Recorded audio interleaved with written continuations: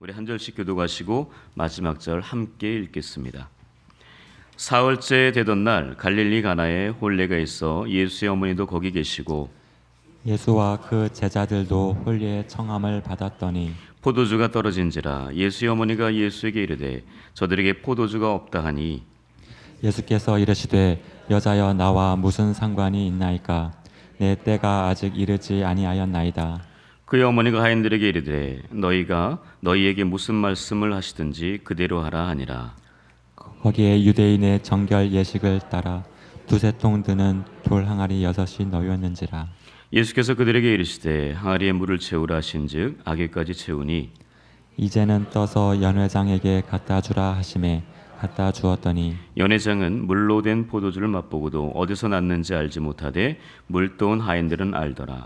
연회장이 신랑을 불러 말하되 사람마다 먼저 좋은 포도주를 내고 취한 후에 낮은 것을 내거든 그때는 지금까지 좋은 포도주를 두었도다.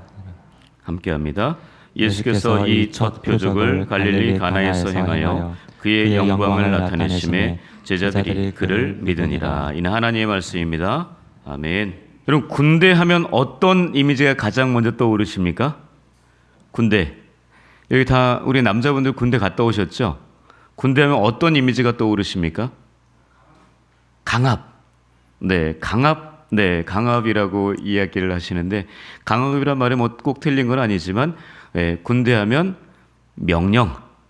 상관이 말하는 그 명령. 그것이 조금 더 이미지가 강하지 않나 생각이 듭니다. 그 명령에 대해서 복종하는 것, 순종하는 것, 이것이 어떻게 보면 군대의 큰 이미지 중에 하나가 아닌가 생각이 듭니다. 그럼 그 명령에 대해서 어떻게 되죠? 순종해야 되죠. 복종해야 되죠. 그것을 불복종할 때는 큰 죄가 됩니다. 그래서 어디 가요? 영창 갑니다. 네. 우리 남자분들은 잘 아시지만, 네. 자, 근데 요즘 군대 복무 기간이 짧아졌어요? 길어졌어요? 짧아졌죠. 우리 이종영 집사님 얼마나 근무하셨습니까? 30개월. 예.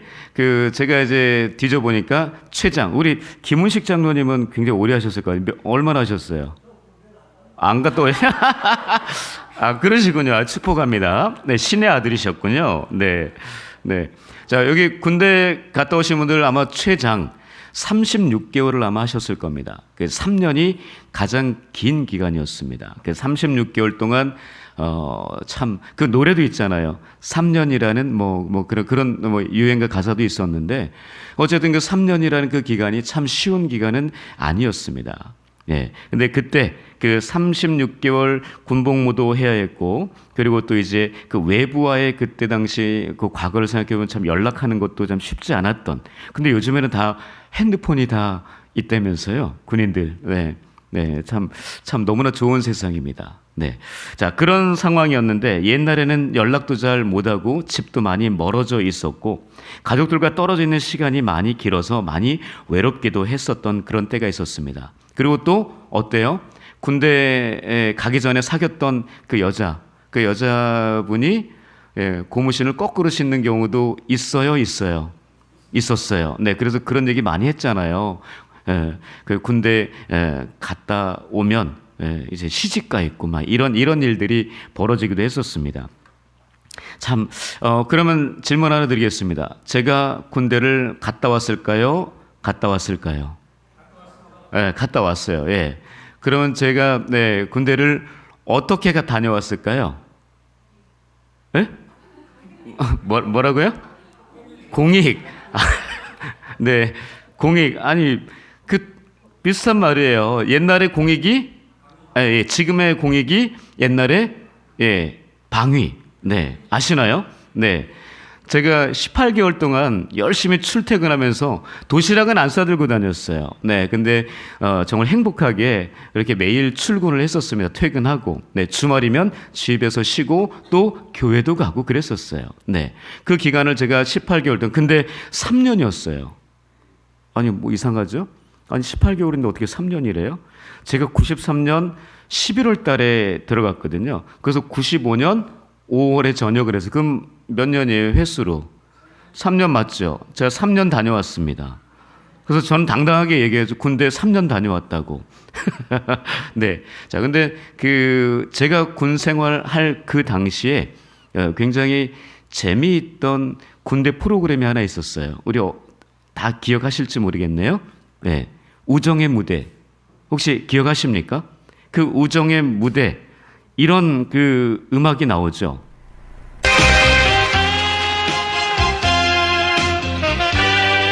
자, 기억나십니까?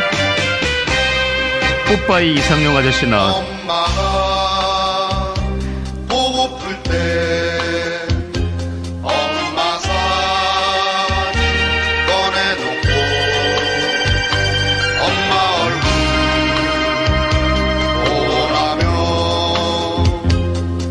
눈물이 납니다. 여기까지. 네. 네. 자, 이 음악이 나오면 군대 갔다 왔던 남자분들 다 군대 생각하잖아요. 네, 지금도 이 음악이 나오니까 눈을 지그시 감으면서 과거에 내가 생활했던 그 군대 생활들이 기억나면서 욱하는 마음도 막 올라오고 막 그러지 않았을까 싶은데, 이 우정의 무대 참 재미있는 정말 행복한 그런 시간이, 감동을 주는 시간이었습니다. 그죠? 네, 그때 뽀빠이 이상용, 예, 뽀빠이 아저씨라고 불리는 이상용이라는 그분이 ROTC 출신이에요. 그래서 그분이 이제 진행을 했었는데 참 너무나 재미있고 재치 있게 잘했던 것을 기억합니다. 그때 그 프로그램 중에 뭐 사병들이 나와서 뭐 장기자랑도 하고 막 그러잖아요. 근데 가장 인기 있는 프로그램은 뭐였어요? 그리운 어머니. 네, 조고였어요. 네. 89년 4월부터 97년 3월까지 군인 위문 예능 프로그램이었습니다. 그래서 그 당시에 그리운 어머니, 보통 이제 시골 엄마 이제 불러와서 자기 아들을 이제 제외하게 하는. 그래서 그 엄마를 만나면 어떻게 해요? 그 사병이 엄마 없고 어디로 가요? 집에 가요. 휴가 가요. 네, 아주 굉장히 좋은 프로그램이었습니다. 네. 그때 이제 뒤에서 어머니가 목소리로 막 이렇게 조금 실루엣을 하면서 어머니 목소리가 나오잖아요. 그러면 이제 저 뒤에 계신 어머니가 자기의 어머니라고 생각하는 사병들은 나오세요. 이상용이 얘기하면 어떻게 해요? 다 뛰어나오잖아요. 엄마는 하나인데 아들들은 너무나 많아요. 막 뛰어나와서 이제 인터뷰를 하잖아요. 저희 뒤에 계신 분이 어머니 맞습니까? 그러면 네, 우리 어머니가 맞습니다. 하면서 이제 이야기를 하잖아요. 네, 그게 다 맞다고 하지만 맞는 어머니는 딱 한 명이잖아요. 네, 한 명 때문에 그 어머니가 나왔는데, 자, 근데 보통 이렇잖아요. 근데 어느 어느 시간대 프로에서 그렇게 얘기를 하는 거예요. 그 사병이 나왔어요. 어머니 맞냐고요. 어머니가 아니라는 거예요. 저 뒤에 계신 분은 우리 어머니가 아니라는 거예요. 근데 이상용이 물어봤습니다. 아니, 그거 왜 나왔냐고. 그랬더니 이 사병이 하는 얘기가 그거였습니다. 저희 어머니는 제가 입대하기 전 일주일 전에 돌아가셨대요. 그래서 그 어머니라는 단어가 너무나 가슴에 맺혀 있기 때문에 본인이 지금 뛰쳐나왔다는 거예요.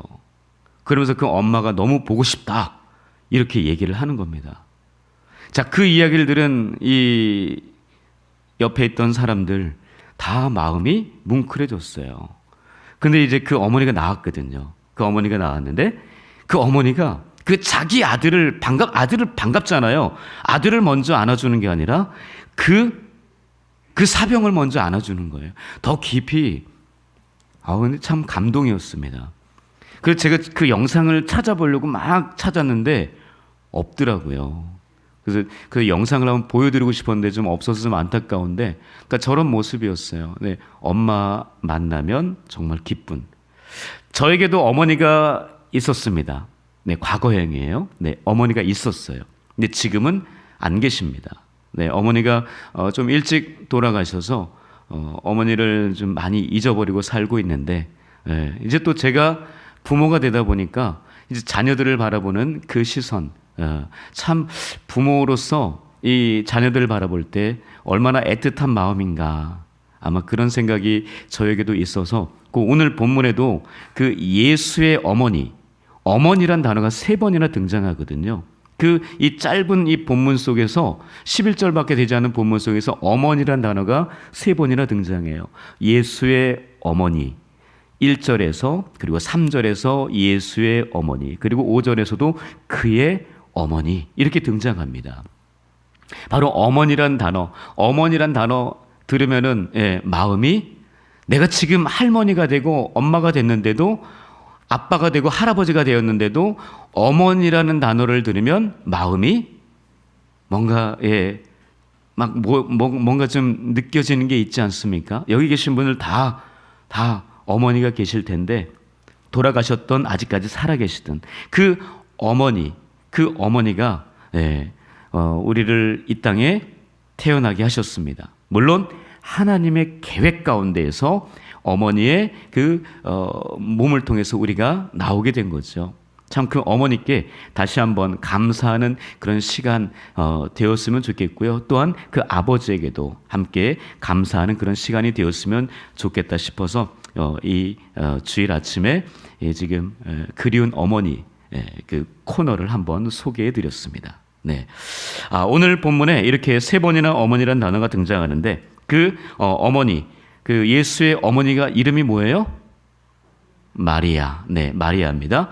그 마리아, 그분이 오늘 본문에 어떻게 보면 중심 인물이라고 해도 과언이 아니에요. 바로 그 어머니가 중심 인물이 되어서 등장. 물론 기적은 그 마리아, 그 어머니가 일으킨 건 아니지만 그 아들 예수 그리스도께서 일으키신 거지만 그 중심에 그 어머니가 있었다라는 겁니다. 바로 갈릴리 가나 혼인잔치에 있었습니다. 그 가나 혼인잔치에 무슨 일이 벌어졌어요? 포도주가 떨어지는 그런 정말 위기 상황이 생겼습니다. 바로 그 위기 상황이 바로 예수님께서 다시 이제 처음으로 이제 기적을 행하실 수 있는 그런 사건 현장이 되었습니다. 바로 혼인잔치가 점점 무르익어갈 즈음에 누구도 예상하지 못한 포도주가 떨어지는 그런 위기 상황이 벌어졌죠. 바로 그 포도주가 없는 상황에서 이 어머니가 예수의 어머니가 등장해서 그 아들 예수에게 포도주가 떨어졌다. 이 지금 상황 어떻게 하느냐 물어보죠. 그래서 예수님께서 좀 당황스럽긴 했습니다. 그러면서 아직 내 때가 이르지 아니했다라고 이야기를 해요. 그러면서 이제 예수의 어머니께서 다른 하인들에게 그 집 하인들에게 이렇게 얘기를 하죠.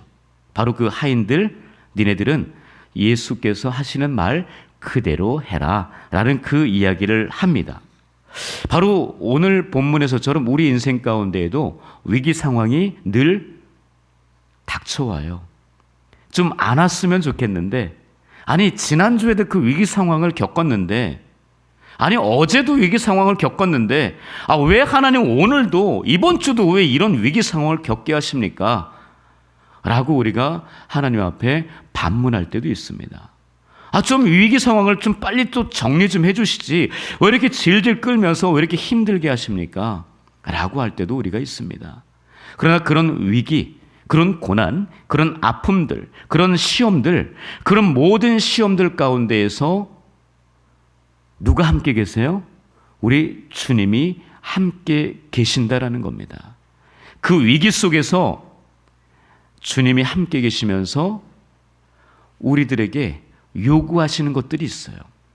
오늘 본문에서도 그런 요구들이 우리에게 보여지는데 바로 이런 요구들 앞에 우리가 어떻게 해야 될 것인가 그런 생각도 우리가 좀 해봐야 됩니다.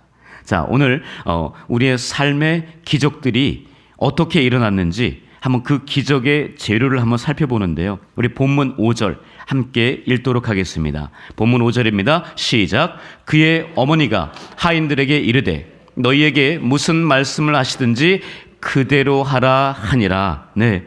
자, 예수의 어머니 마리아가 잔치집에서 예수님께서 너희들에게 어떤 일을 시키든지 무슨 말씀을 하든지 그대로 하라고 하인들에게 명령을 합니다. 당부를 하죠. 그리고 그들은 주님께서 말씀하신 그대로 행합니다. 주님께서 기적을 일으키는 그 재료는 우리의 순종입니다. 아까 군대 이야기했잖아요. 군대는 명령에 대한 순종이에요. 불순종하면, 복종하지 않은 불복종하면 영창 가는 거죠. 바로 그것과 마찬가지로 우리는 주님 명령에 대해 순종하는 그리스도의 군인, 그리스도의 좋은 군사인 줄 믿습니다. 바로 그런 군사라면, 주님의 군인이라면 주님께서 말씀하신 그 명령에 대해서, 그분이 하신 그 말씀에 대해서 그대로 내 생각을 가미해서 부가해서 아니면 빼거나 그래서는 안 되고 말씀하신 그대로 순종하는 그 모습, 바로 그것을 우리 주님께서 원하고 있습니다. 그 순종이, 그대로 하는 순종, 100%의 그 순종이 기적을 만들어내는 원재료라는 사실을 우리는 결코 잊지 말아야 할 것입니다. 우리 주님께서 우리에게 말씀하실 때 말씀하신 그대로 순종할 수 있는 저와 여러분들 될 수 있기를 축복합니다. 아멘. 자, 여러분, 해와 달 아시죠? 우리 가장 가까이 친근하게, 낮에는 뭐가 있어요? 해가 있고 밤에는 달이 있습니다. 여러분, 그러면 해가 발광체일까요? 달이 발광체일까요? 발광이라고 하는 것은 빛을 스스로 내는 거예요. 빛을 만들어서 스스로 내는 것을 발광이라고 하는데, 해가 발광체일까요? 달이 발광체일까요? 네? 달. 해, 달. 뭘까요? 해, 달. 아니면 둘 다 발광체일까요? 아니면 둘 다 발광체가 아닐까요? 어떨까요? 어떻게 생각하십니까? 네. 정확한 팩트는 그것입니다. 해가 발광체고 달은 반사체입니다. 그 이야기가 뭐냐면, 해는 늘 빛을 내고 있어요. 늘 빛을 내고 있고, 달은 그 해의 빛을 받아서 비춰주는 반사체입니다. 여러분, 달이 빛이 있다고 생각을 하는데 아니에요. 달은 빛을 내지 못해요. 해에게 빛을 받아서 그 빛을 내는 반사체에 불과합니다. 바로 우리의 모습인 거예요. 우리는 예수 그리스도의 반사체예요. 예수님, 우리 하나님은 발광체이시고 빛을 내시는 분이고, 그래서 예수님이 빛이라고 이야기하는 거예요. 우리는 빛의 자녀들이지 빛이 아니라는 거예요. 우리는 반사체에 불과합니다. 착각하지 마세요. 내가 빛을 내고 있다? 그럼 바보입니다. 우리는 바로 예수 그리스도, 그분의 그 빛을 받아서 빛을 내는 빛의 자녀들에 불과한 거예요. 반사체 역할 잘 하고 계십니까? 바로 이 주일 예배를 통해서 우리는 그 빛을 받는 사람들이에요. 말씀을 통해서 예배를 드리면서, 찬양을 통해서 기도하면서 그 빛을 받아서 그 빛을 세상 가운데 비추는 그런 반사체라는 것입니다. 여러분, 그 빛을 반사하려면 그 달은 계속 그 빛을 받아요. 그 빛을 받을 때만 비로소 반사를 할 수 있습니다. 바로 우리가 그 빛을 하나님으로부터, 말씀으로부터, 예수 그리스도로부터 잘 받아서 그 빛을 세상 가운데 잘 비추는 예수 그리스도의 빛들이 되시기를 축복합니다. 아멘. 네, 바로 이 이야기는 뭐냐면요, 우리는 기적을 일으키는 사람이 아니라는 거예요. 우리는 기적은 누가 일으키는 거예요? 하인들이 일으켰습니까? 마리아가 일으켰어요? 아니에요. 기적은 누가 일으켰어요? 예수 그리스도가 일으키신 겁니다. 하나님이 기적을 일으키시는 분이지 우리가 기적을 일으키는 사람은 결코 아니라는 겁니다. 그래서 우리는 그 기적을 일으킬 수 있는 재료가 돼야 돼요. 그 재료가 뭐라고요? 순종, 복종.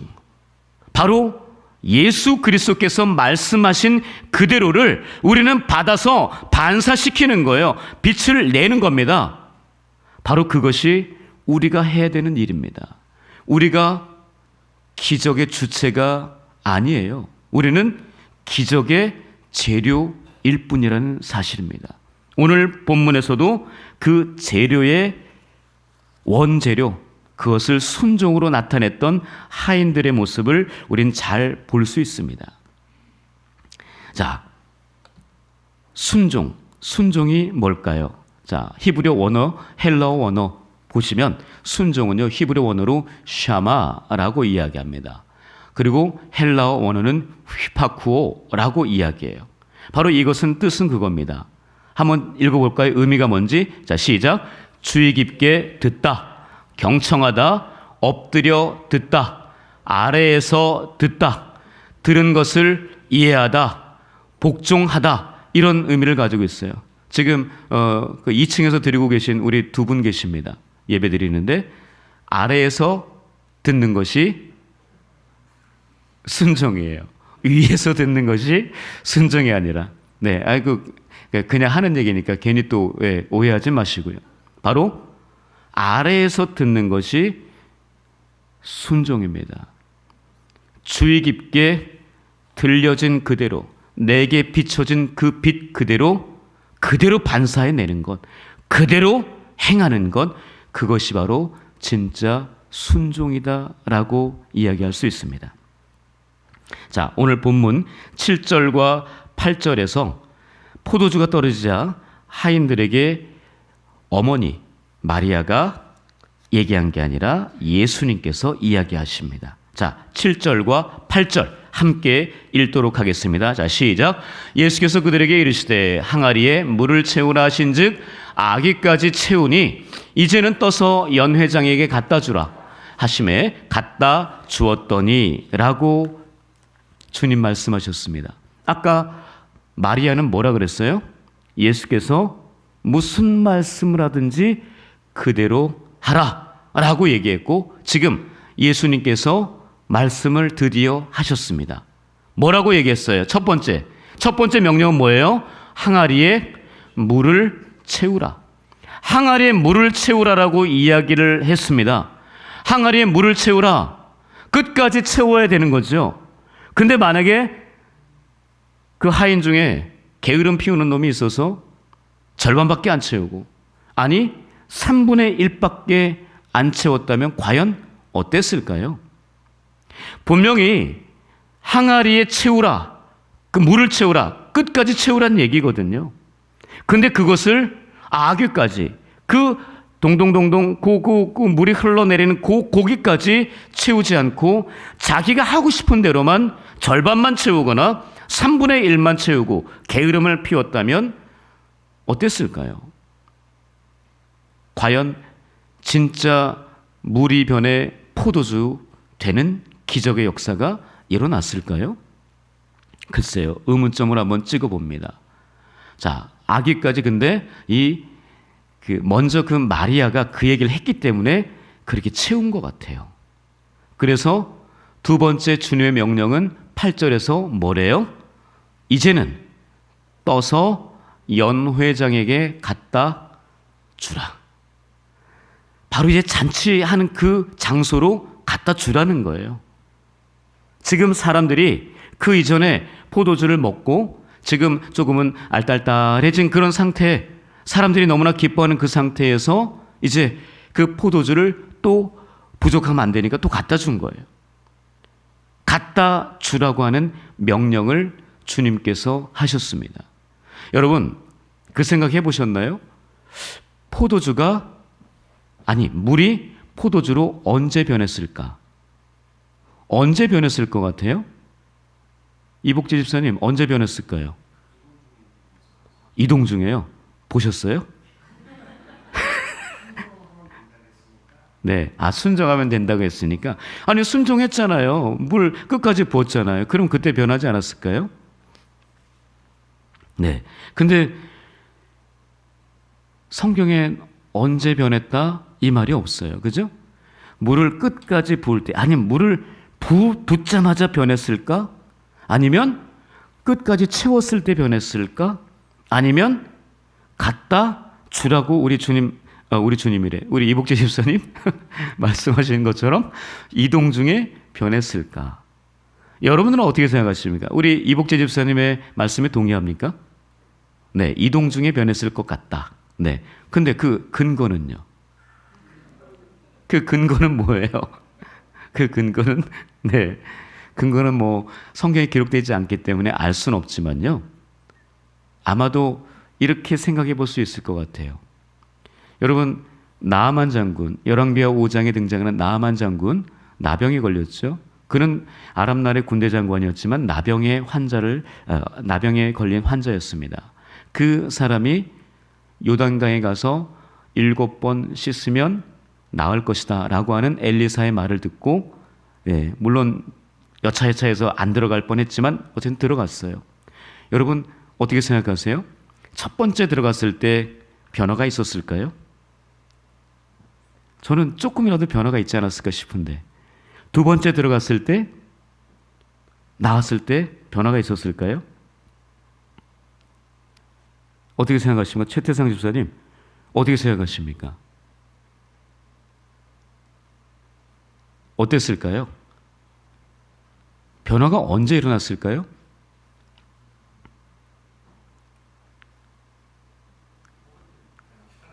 예?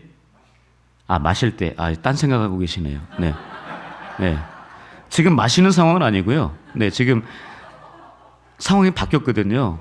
지금 나아만 장군 이야기하고 있었어요. 나아만이 요단강 물을 마신 건 아니고요. 네. 바로 지금 요단강에 7번 물에 잠그는 상황이었습니다. 그 상황 가운데에서 첫 번째 잠갔을 때, 두 번째 잠갔을 때, 세 번째, 네 번째, 다섯 번째, 여섯 번째, 7번째 아마도 어린아이의 살같이 변하지 않았을까. 이거를 하나 예를 들 수 있고요. 그러니까 안 그랬으면은 이게 조금씩 변했다면, 제가 아까 말한 대로 조금씩 변했다면, 자기 살이 조금씩 더 나아지는 모습을 보였다면 정말 기쁨으로 들어갔을 것 같은데 안 그랬을 것 같아요. 끝까지. 주님은 끝까지 순종하는 걸 좋아하시거든요. 여러분, 여리고성 몇 번 만에 무너졌어요? 며칠 동안 돌았어요? 7일 동안 돌았습니다. 몇 번 돌았어요? 이거 돌아버리겠네. 그걸 어떻게 기억해? 네. 여러분, 1일부터 6일까지는 한 번씩 돌았어요. 마지막 7일째는 몇 번? 7번 돌았어요. 그럼 총 몇 번? 13번을 돌았습니다. 여러분, 여리고성이 조금씩 무너지기 시작했나요? 하루 돌 때?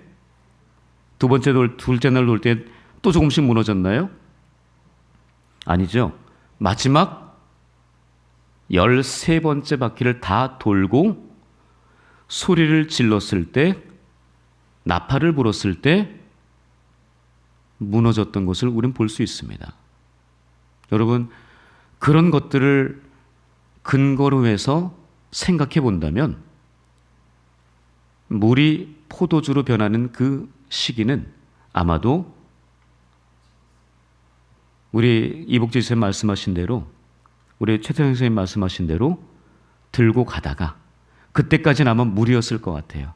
들고 가서 그 연회장 그 자리에 갖다 주는 그때 아마 포도주로 변하는 역사가, 기적이 일어나지 않았을까 생각이 됩니다. 여러분, 기적은 우리가 일으키는 게 아니고 우리는 기적의 재료라는 사실을 잘 기억해야 합니다. 기적의 재료가 될 수 있기를 축복합니다. 그 기적을 내가 일으키려고 하지 말고 그 기적을 잘 일으킬 수 있는 기적의 원재료, 바로 순종이라는 사실을 다시 한번 기억하면서 그 순종에 최고의 믿음을 보일 수 있는 저와 여러분을 될 수 있기를 주님의 이름으로 축복합니다. 네, 여러분, 제가 순종, 이 순종이란 단어를 떠올리면은요, 저에게는 두 가지의 순종이 떠오릅니다. 하나는 하나는 제가 이제 직장 다니다가 하나님의 부름을 받고 신학을 시작했습니다. 그때 제가 이제 결혼한 지 만 4년이 지난 때였습니다. 바로 저희 아들이 3살 때였거든요. 그때 하나님께서 저를 부르셔서 이제 신학을 하게끔 그 길로 이끄셨습니다. 바로 그 부르심 가운데 아마도 제가 순종하지 않았다면 아마도 저는 지금쯤이면 아마 조그마한 사업을 운영하는 그런 사장이 됐을 것 같습니다. 그러나 그때 하나님께서 저를 부르실 때 제가 순종하면서 조금은 마음이 불편하기도 했습니다. 왜냐하면 그냥 이게 그 직장 다니다가 이제 신학을 하기 때문에 직장을 온전히 다닐 수가 없잖아요. 그러면 이제 한 가정을 이끌어가야 되는 가장인데 수입이 없잖아요. 이게 참 어려운 그런 시절들을 좀 지나왔었어요. 그래서 내가 괜히 순종했다, 괜히 복종했다 그런 생각도 하기도 했었습니다. 그러나 지금 돌이켜 보면 정말 하나님 앞에 내가 순종 잘했구나 라는 생각을 하게 됩니다. 그리고 또 하나의 순종은요, 바로 올해 24년 7월 달에 있었습니다. 네, 바로 하나님께서 저를 운양교회에 보내셨을 때 하나님 앞에 아멘 하면서 기쁨으로 순종해서 지금 제가 이 자리에 있다는 것입니다. 바로 하나님 앞에 하나님께서 말씀하실 때 순종했기 때문에 제가 여기에서 목회 생활을 하고 있습니다. 이런 순종의 모습, 이런 복종의 모습, 우리에게 시시때때로 주님이 말씀하십니다.